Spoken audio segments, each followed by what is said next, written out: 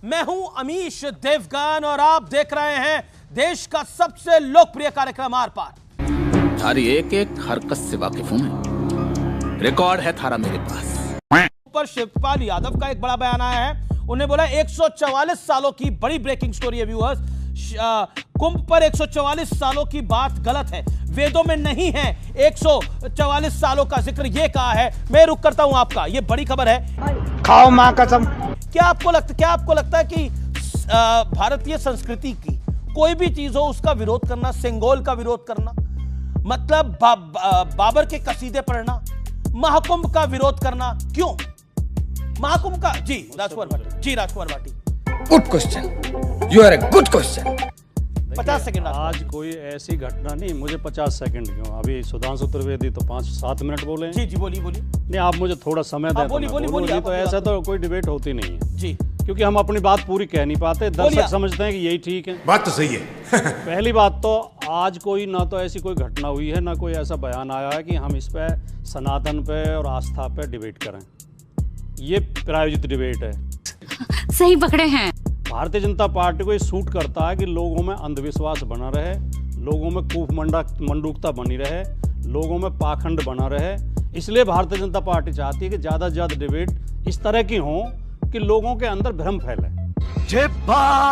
144 साल पहले 1881 सन था। क्या 1881 में कुंभ हुआ था? सुधांशु जी बता दें। अंग्रेजों ने 1855 में कुंभ पर रोक लगा दी थी और फिर उस 1855 के बाद कुंभ 1925 में हुआ। 1855 और 1925 के बीच में कोई कुंभ हुआ ही नहीं। तो 144 साल का ये मेथड ये कहां से आया है? क्या बात है सर, क्या बात है सर, क्या बात है, ये बात है। एक आप अभी एक सज्जन की फोटो दिखा रहे थे, प्रधानमंत्री भी उनके आश्रम में अभी गए हैं, धीरेन्द्र शास्त्री की। बाबा बागेश्वर धाम। बाबा का है, कोई नया लड़का है, जवान लड़का है, धीरेन्द्र शास्त्री है। बाबा कैसे है? वो प्रधानमंत्री तो कह रहे थे मेरा छोटा भाई, आप कह रहे हैं बाबा। प्रधानमंत्री ने अपने भाषण में कहा मेरा छोटा भाई। क्यों ताले पड़ेगा ना थारी जबान पे? ये बाबा कहता है कि जो कुंभ में कुचल के मर गए हैं उन्हें तो मोक्ष मिल गया। ये तो खुशी की बात है।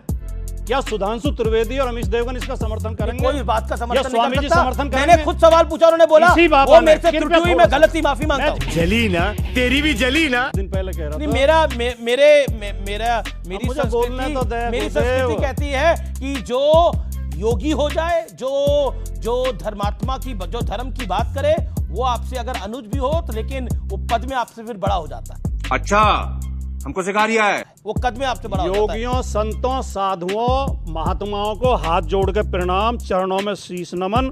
लेकिन इस वर्दी में बहुत से डाकू, लुटेरे, फ्रॉड भी बैठे हैं, धोखेबाज भी बैठे। गारंटी के साथ कहता हूं, कई तो जेल में पड़े हैं। बलात्कारी भी इस वर्दी को पहन लेते हैं। वर्दी को प्रणाम नहीं होना चाहिए, आचरण को प्रणाम होना चाहिए। आपको क्या लगता है? मुझे भी वही लगता है। इसी बाबा आपने भगवा को आपने बलात्कारी से जोड़ दिया, आपने भगवा कपड़ों को आपने किस चीज से जोड़ दिया? नहीं, आपत्ति है, डाकू से जोड़ दिया। मेरी आपत्ति है। नहीं, मेरी आपत्ति है। सोच समझ के कह रहा हूं। रावण ने भी यही ड्रेस पहन के माता सीता का अपहरण किया था।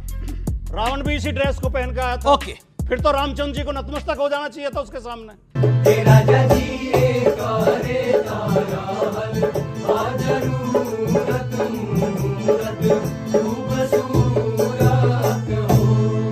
अरे कहना क्या चाहते हो? एंड दैट्स हाउ ये बिक गया है मीडिया, राइट?